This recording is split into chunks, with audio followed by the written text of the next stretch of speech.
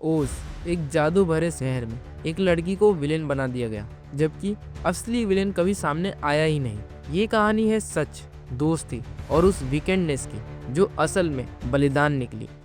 ओज की मैजिकल दुनिया पर विजार्ड और उसकी सेक्रेटरी मैडम मॉर्बल राज करते हैं, लेकिन इस राज के पीछे एक बड़ा झूठ छुपा है।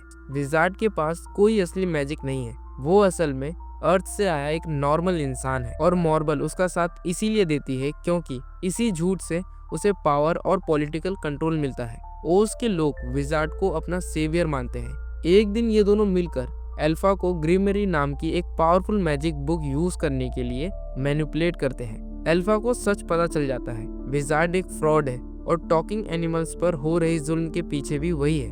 विजार्ड उसे रूल करने का ऑफर देता है, पर असल में वो सिर्फ उसकी मैजिक चाहता है। अल्फा मना कर देती है और ग्रिमरी के साथ भाग जाती है। इसके बाद विजार्ड और मॉर्बल उसे ओज के लोगों के सामने इविल घोषित कर देते हैं और वहीं से Wicked Witch of the West का नाम जन्म लेता है। एक साल बाद येलो ब्रिक रोड बन रही होती है, जहाँ एनिमल्स को जबरदस्ती काम कराया जाता है। सोल्जर्स उन्हें मारते पीटते हैं। तब अचानक अल्फा आती है, उनकी जंजीरें तोड़ती है और सोल्जर्स को डराकर भगा देती है। फ्लाइंग मंकीज के आने से पहले वो वहां से निकल जाती है, लेकिन अगले दिन न्यूज़पेपर्स और प्रोपोगेंडा उसके खिलाफ लोगों के डर को और बढ़ा देते हैं। मॉर्बल्स पोस्टर और फ्लायर लगाकर उसे और भी खतरनाक दिखाती है। अल्फा फिर भी लड़ने का फैसला करती है। इसी बीच अल्फा की पुरानी दोस्त ग्लिंडा को विजार्ड और मॉर्बल के लिए काम करने का प्रमोशन मिलता है। उसे ग्लिंडा द गुड के नाम से लोगों के सामने प्रेजेंट किया जाता है। ग्लिंडा को एक स्पेशल बबल सोफा और फैंसी वेंट दिया जाता है ताकि लोगों को लगे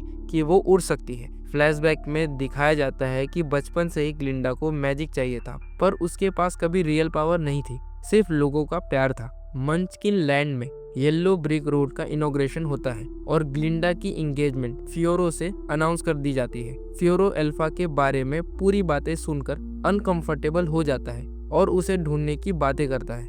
ग्लिंडा पॉपुलैरिटी और पीस के नाम पर कॉम्प्रोमाइज कर लेती है। सेलिब्रेशन के बीच अल्फा आसमान में लिख देती है अवर विजार्ड लाइस, जिससे मॉर्बल तुरंत बदलकर ओज डाइस बन जाती है। पैनिक फैल जाता है और फियोरो सोल्जर्स के साथ अल्फा का पीछा करता है, लेकिन जानबूझकर उसे भाग जाने देता है। अल्फा टूट जाती है क्योंकि जिससे वो प्यार करती है वही उसका शिकार कर रहा होता है। मंचकिन लैंड में अल्फा की बहन नेसा गवर्नर बन चुकी है। एनिमल्स के लिए स्ट्रिक्ट परमिट लॉ निकालती है। अल्फा एनिमल्स को फाइट करने के लिए कन्विंस करने की कोशिश करती है, पर डर के मारे वो टनल से ओस जुड़कर भाग जाते हैं। नेसा के साथ अल्फा का इमोशनल कॉन्फ्रंटेशन होता है। ग्रेमरी से स्पेल करके अल्फा नेसा को चलने की ताकत देती है, लेकिन बाद में गलती से बच्चे की जिंदगी खतरे में आ जाती है। उसे बचाने के लिए अल्फा बच्चे को टीन बना देती है, जिसका ब्लेम नेसा अल्फा पर डाल देती है। अल्फा एमरल्ड सिटी पहुंचती है